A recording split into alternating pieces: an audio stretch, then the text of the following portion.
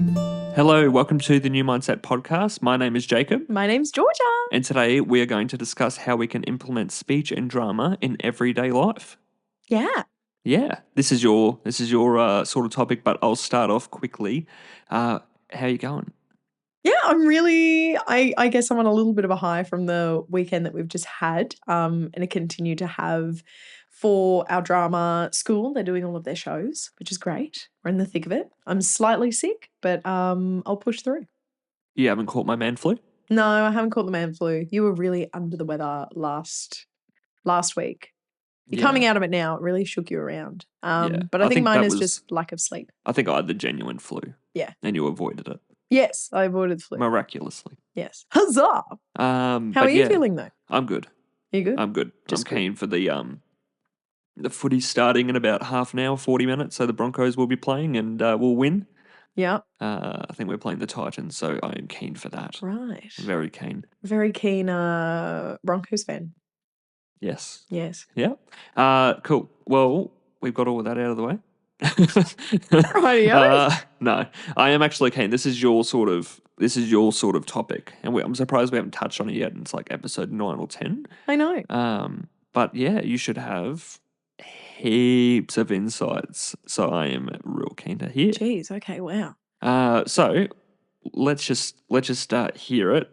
Well, let's lay it all out. What is speech and drama for someone like me who had no idea before I met you?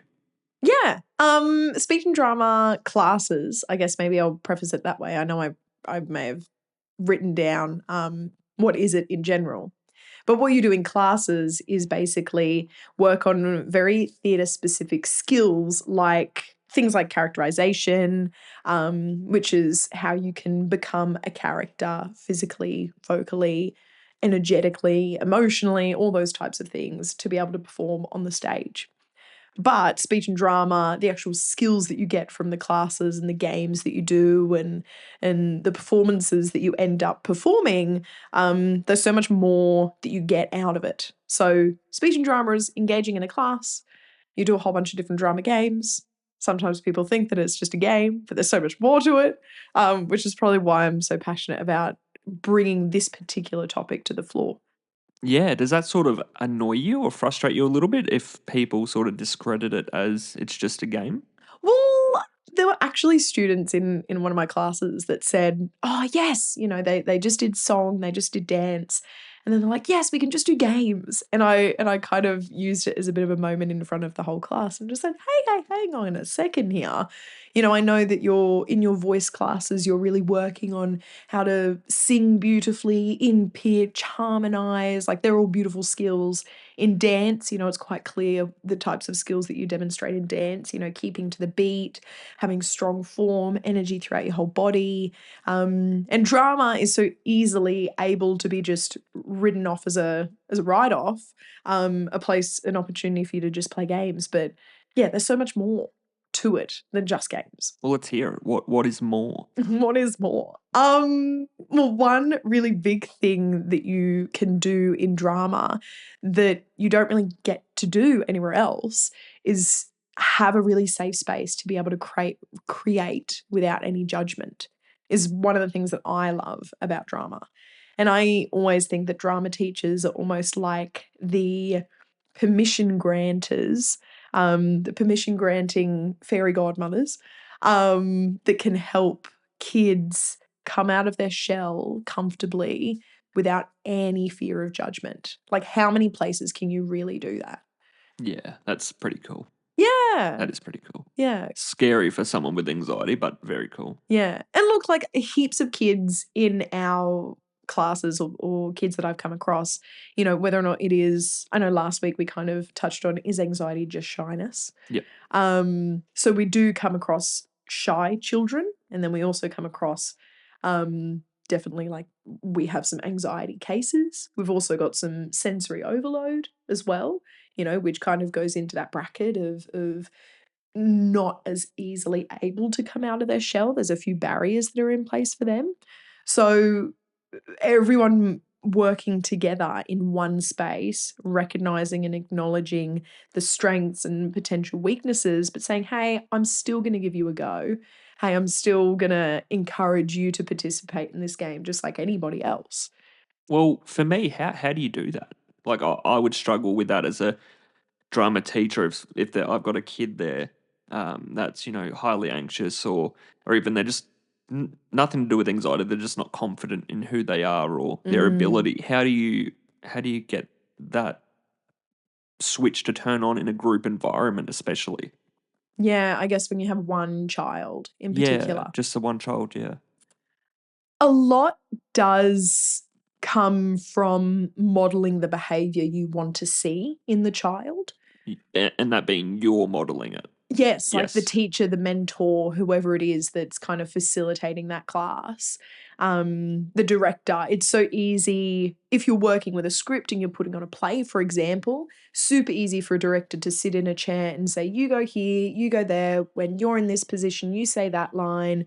It's super easy to take a back seat.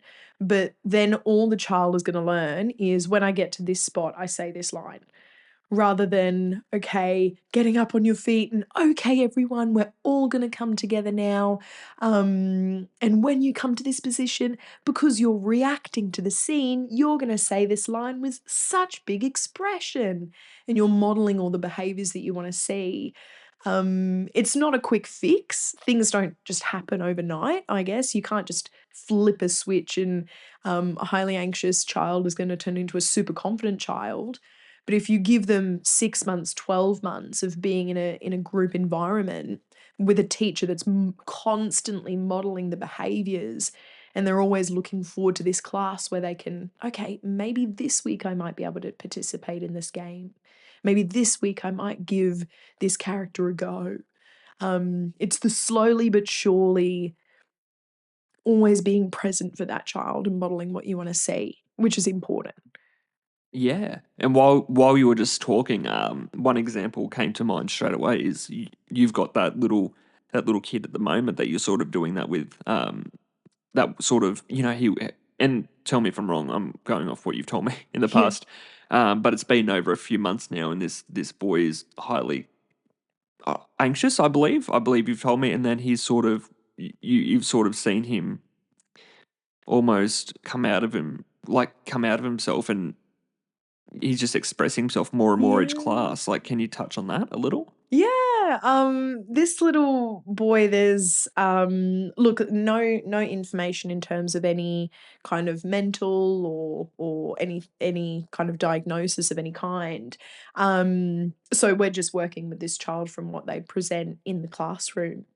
And yeah, he very much he kind of knows his boundaries of games that he wants to participate in and not, and we just keep that open communication, which is difficult when there is a child that may not want to communicate with you verbally. They might use some other things. So we've got thumbs is what we use. You know, can you show me your thumbs? Where are we feeling? And if they're down, then I know that okay, we've got a little bit of a barrier here that we've got to work through. If thumbs are up, okay, maybe I can work with you here and bring you a little further out of your shell because you've communicated with me in your own way whereabouts you're at in terms of your engagement and your energy for that class. So that's just a little fun way that I like to support him, in that sense. And week by week, now that we've checked in with each other constantly, they're able to jump into class, say their lines in this particular play in a very expressive way. But that's definitely come over maybe a 2 year kind of span with this particular child. So if you're persistent, I guess to parents, and you might not see something in the first 6 months. If you're persistent and they show up every week at class, there can be amazing things that come out of it. Yeah, I agree. It's really rewarding. Um, that would be awesome. Like that would be so Mm, rewarding to see. mm, I think for parents out there that are, and this was me as well. Obviously, I'm not a parent, but this was my perspective before I met you.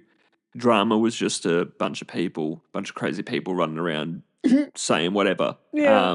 But from Trees in the tree, be a background. tree. Be a Yeah, tree. don't move, don't talk, be a tree. Yeah.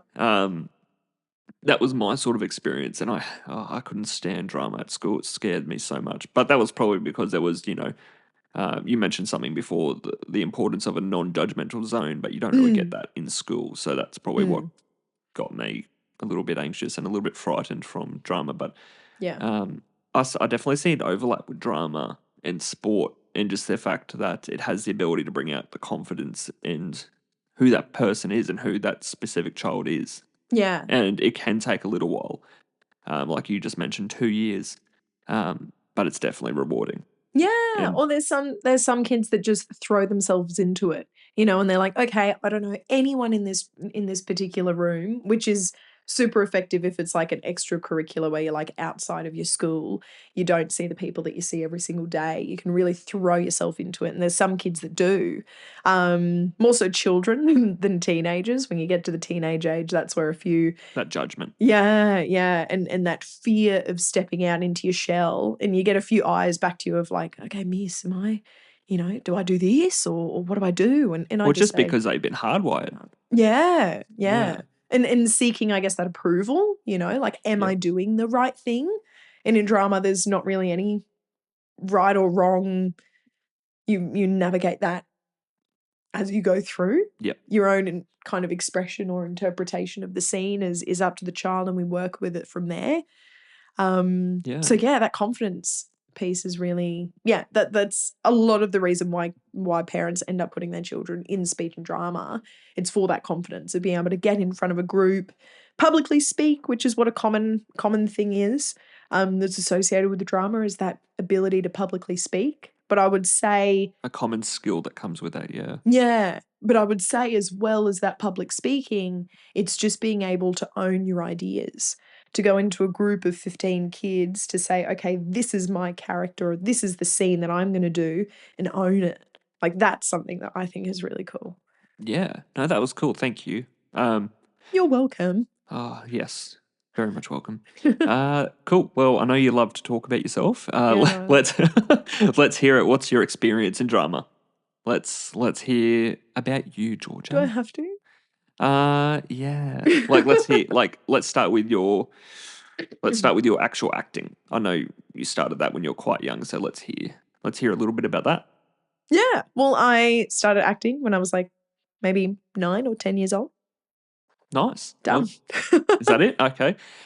All right. Well, when I was a lot younger, I think there was one What was your first major role? Let's hear that. yeah, when I was on stage, it was a Christmas show and I was a chef, I was a baker, and I created some Christmas cookies, and my Christmas cookies came to I did not know life. about this. Have you heard of this? No. Oh, and Was then this that's at school? yeah, it was a school one. Our particular year level, it was like a school concert, and all of the co-curriculars, like there was choirs, and then there was the all of the drama students, and we all came together, did like a end of year performance thing. I was in year 3, so I don't really know what age that is. 8, 8, 9, 8 9. or 9, yeah. Yeah.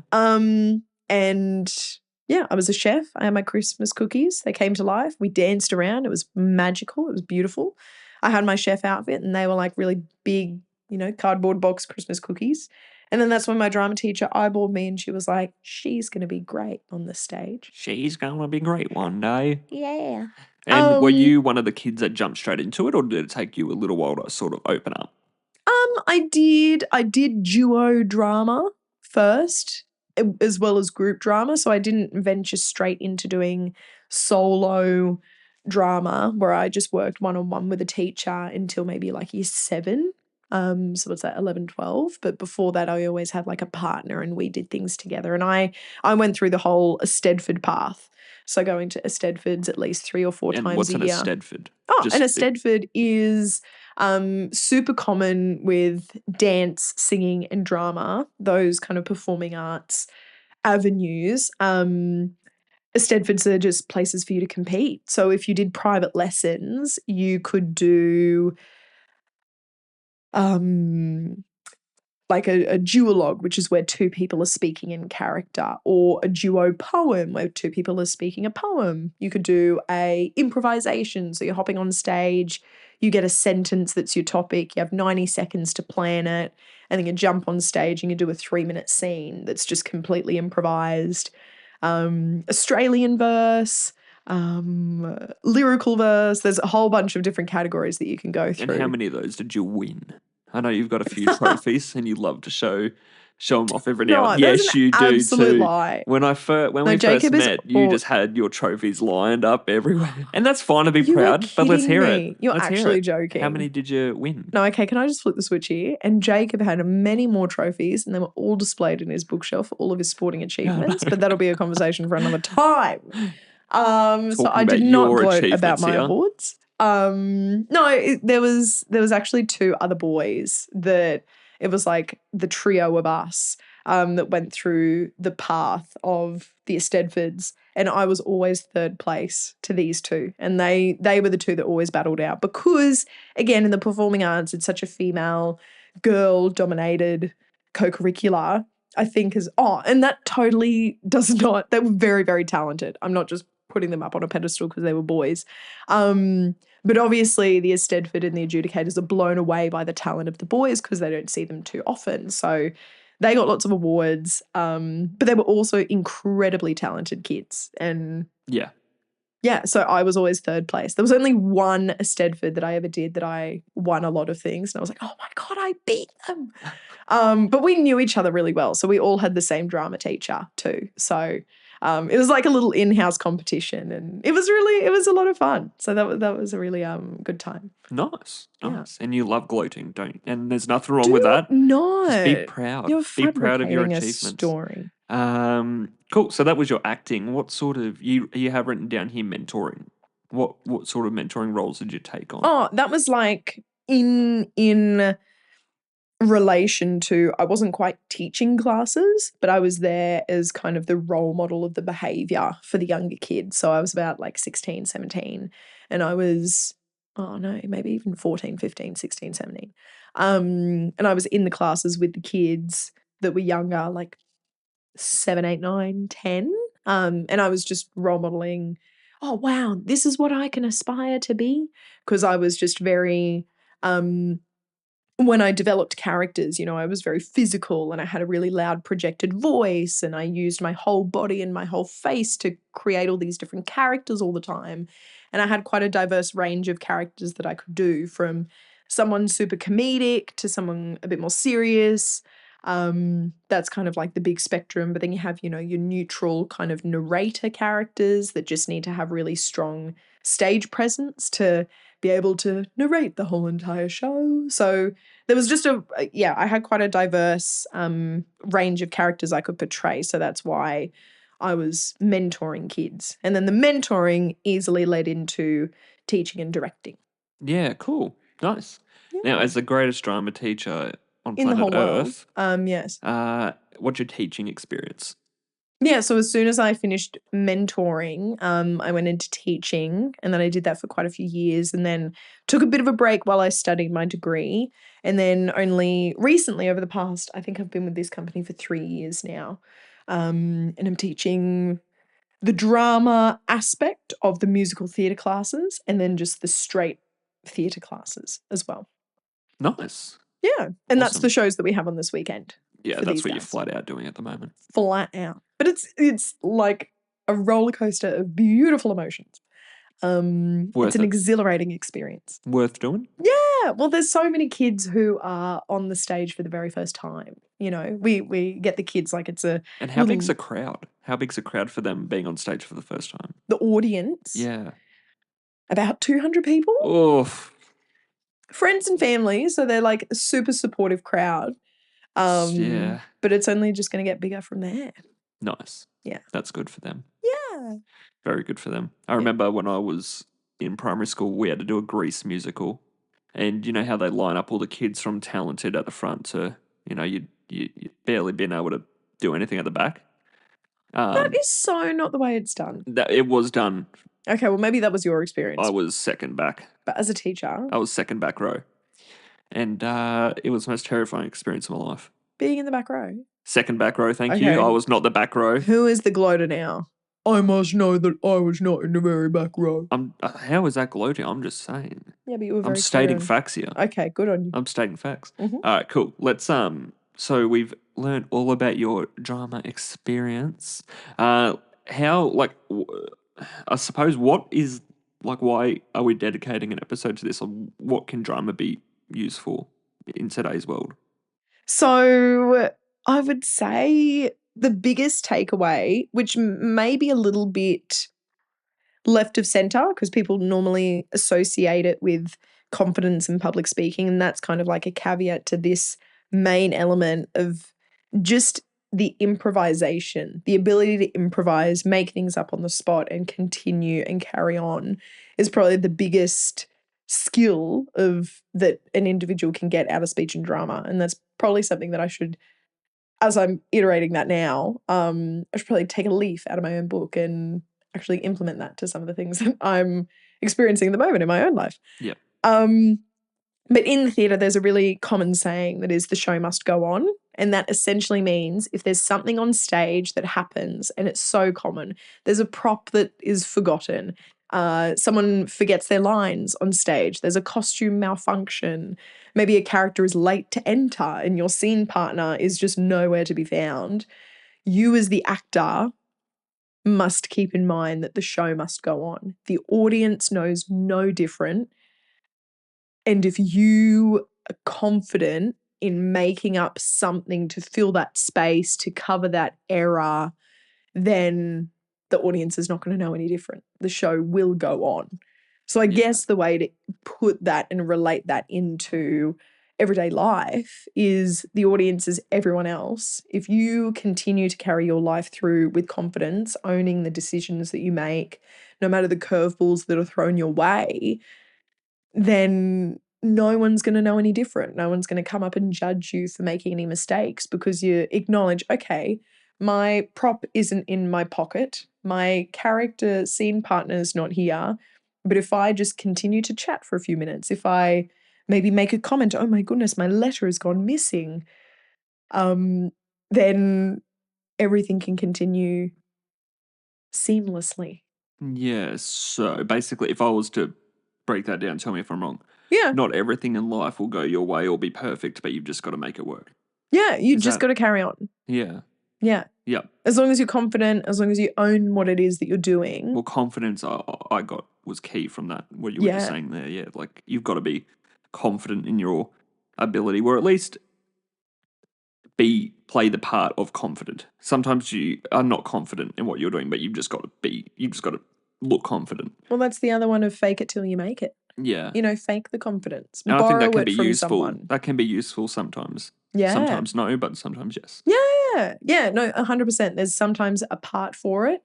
In the parts that there are, faking it till you're making it is just, okay, I've got to be confident in this situation. I've got a presentation to make. I've got to, ask out this person.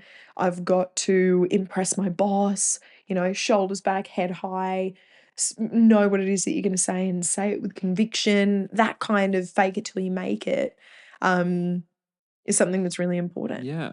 Yeah, I like that though. Those are good examples. Yeah. Is there anywhere? I know there's probably 1,000 of them, but does drama have any other like uses in today's world at the top of your mind? Yeah, the other thing that I only kind of just picked up as I was doing a bit more of an improv unit, unit being like a series of lessons that we did, was the ability to actually listen.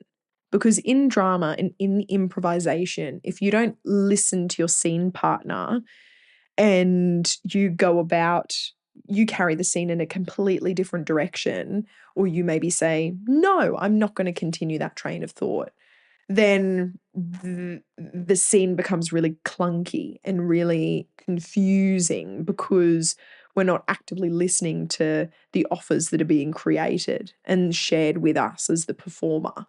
So being able to actually sit there and listen to someone and continue a conversation that way is something that I think is a skill that carries on to everyday life as well as just the drama classroom. Yeah, effective communication. Yeah. Yeah, definitely. And I think a lot of like And I think social media obviously has taken that away verbally. Mm. Written form, obviously, Mm. I think that we would see a vast improvement. But verbally, yeah, drama has an awesome place for that. Yeah. So yeah, that's cool. I like that. Mm. You've sort of already touched on what skills can be learnt from drama. Yeah. But like, what are some drama tools? Yeah, I thought that it might be These fun. look exciting. I thought it might be fun to just share some of my favorite drama games. And they're not quote unquote drama, like you don't have to become a dinosaur or anything like that. A dinosaur. Well, there's a game called Evolution, but we can talk about that another time. Okay. Or maybe at the end. But I just thought, if you wanted to learn a little bit more about improvisation, making things up on the spot, generating an idea, communicating it and owning that idea. These are just some fun games that you could play that aren't crazy out of this world. Yeah. So Let's hear it. in terms of the listening, the one that ties in really well is a game that's called Yes and. And so you first start with some kind of exclamation saying, "It's my birthday today and it's going to be an amazing day." And then your scene partner says, "Yes, and," they continue the sentence. So, do you want to do one? Yeah. All right. I was so scared that you're going to ask me, but yeah. I feel like I'm back in high school again doing bloody drama. Let's hear it. All you've got to do is just start a sentence and say, "Yes, and blah, blah, blah, blah, blah, blah, blah." All right. So you can continue the story. Okay. It's my birthday today. It's going to be so exciting. Yes, and it is going to be exciting. Yes, and I think that we need to get my cake. Yes, and wait, do I say yes and? Yeah. Yes, and we also need to get a present. Yes, and I would like to drive us to the shops to get the cake and presents. Yes, and we got to pick up some ice cream on the way. Yes, and blah, blah, blah, blah, blah, blah, blah. I win. You went to blah, blah, blah first. No. I'm taking that as a win. So, okay, can I do an honest reflection here? Yep. This is what I would do with one of my students. Yep. If in those instances of yes and I need to get a cake, I would encourage you to listen to what I just said, which was a cake. And we could delve into that scene a bit more just about the cake. Yes, and what flavor is it going to be? Oh, no, wait, you can't ask questions. It's got to be statements because otherwise you say yes. Georgia. So yes, and, but whatever the person says at the end of their sentence, try to continue that train. And that's where your listening comes into play because you're listening to what that person's saying and building upon it. I get you. I was that makes sense. Yeah.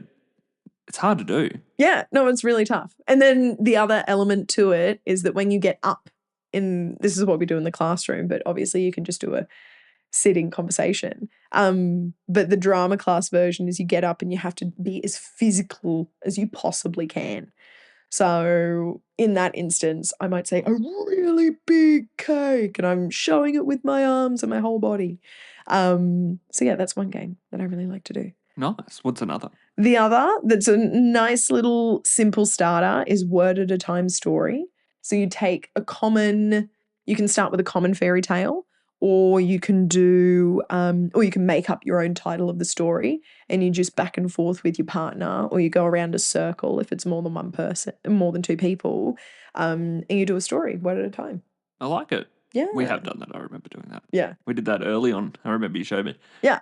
Nice. And then the last that is for those who want a little bit more of a challenge is that you do it's called the alphabet scene. And it's a scene that takes place where the first person says a sentence, but the first letter of the first word must be A. And then the second person, the first letter of their sentence that they're going to say must be B. Gotcha. Okay, that's And then tough. you go all the way down to Z. And then that's the end of the scene. That's tough. Yeah. And you don't have to be in drama school to do that. Like you could do that with your kids in a car or your parents in the car or with your siblings. Yeah. That's cool. I remember being in the car and doing the alphabet game. Like you'd think of things in the alphabet, on long road trips to Toowoomba. And it's like A for ant, B for bear, C for cat. Yeah, cool. I like that. So that's just a spin off that. That's awesome. Yeah. Any other easy to implement drama games, you reckon? Drama tools, I should say. I would just say Do you mean like outside of the drama class? I think so, yeah. Like, can someone just look them up on TikTok, do you reckon, on YouTube, on Google? Like, or is there a book that you can recommend or? Oh, there's some really good books. They're typically very like theatre maker, teacher based. Yeah, well, what's one of them? But I would definitely recommend if you wanted to have a little go at some drama games, especially if you've got like a kid's birthday party and you're the host and you've got, 10 different kids, don't know how to amuse That's them. cool. You Yep. can do that. And just like simple drama games for kids, group drama games for kids. Just Google it and there's heaps of options that come up. Duck, duck, goose. That's not a drama Yeah. game. That's when the kids say, "Oh, just drama games." Yeah, It's because okay. of those instances. I'm so sorry. I do apologize. Yeah, how dare you? Is there anything like I know we'll touch on this again in a later episode because it's so hard to delve into theatre and drama and the importance of it in a half an hour span. But is there anything else that you want to finish with? I guess it's just those things, those kind of really common phrases that we say in theatre, being fake it till you make it, and the show must go on. Like they sound maybe really far fetched for those who are not in drama and theatre. What do these mean? Why are these phrases so common in the theatre? But I really feel as though that they do have their place in every day. Faking it till you're making it is just shoulders back, smile on your face, and speak confidently when you feel as though that you need to be confident, but perhaps don't feel as confident. And the show must go on is no matter what comes your way, as long as you improvise, don't freeze like a deer in the headlights. And I know that that's such a challenging thing to do, but the more confident you feel, the more that you kind of work on those skills of making things up as we go, the easier it's going to be for you to be able to continue life without those big hurdles impacting you. Nice. Yeah, Yeah? confidence is half the battle. Yeah. Yeah. Improvising is just such an important skill, both in theatre and outside. Yeah. And Yeah. it's fun. Like they're not Yeah. well, fun in a good environment. Yeah, exactly. Yeah. That safe space is so Yeah. important. Nice. I really like that. That was cool. I was very, not anti-drama, but I was like, drama, theatre. Well, you're a But sport person. a sport person. Well, you can be both.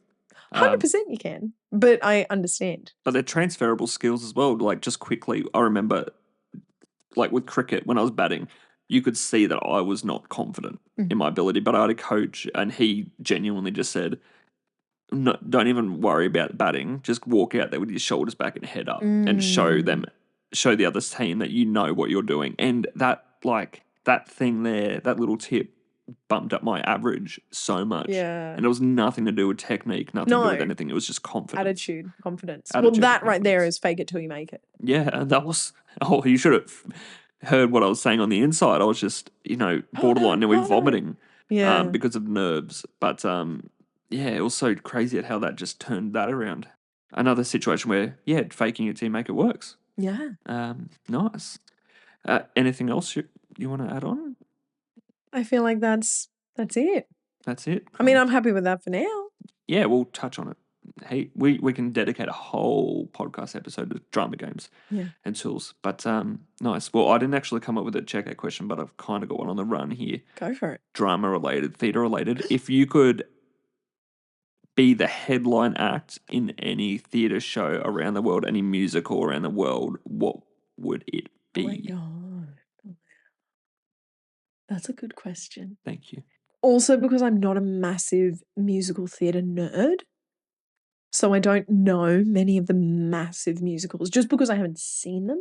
Well, I'll tell you mine so you can have a little think. Yes. Okay, go for it. Obviously, I have not seen too many, but I really, really enjoyed Aladdin.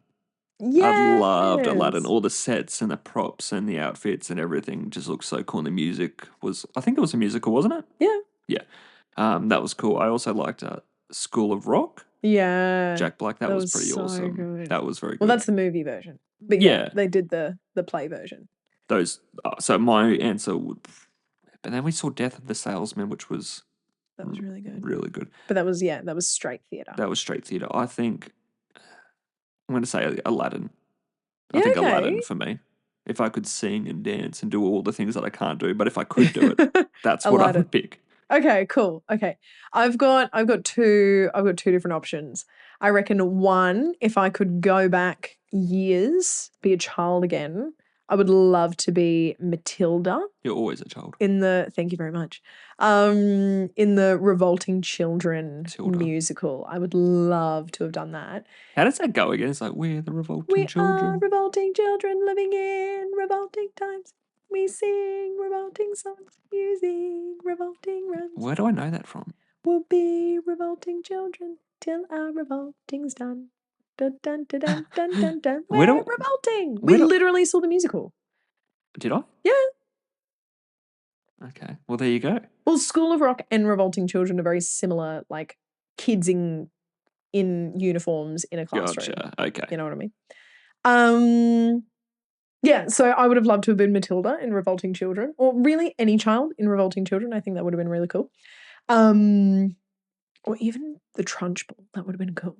The other character for more of like a dramatic, I would love to play Medea. Medea. Yeah. Because I did a What's monologue Medea of hers a few years ago. from? Medea is Oh, mate, either it's your pick too. I I don't know who Medea is. don't know if it's Greek theatre or Oscar Wilde. I can't remember. Lock in one of the two. Which one are you going with? Greek. I swear that Medea is Greek theatre. Okay, cool. Yeah, no, she's a very complex character. Fake it till you make it. Fake till we make it. She's from Greek theatre. She's from Greek theatre. I should really know that. But anyhow. So that's the one? That's the dramatic, and then the non-dramatic is the Revolting Children.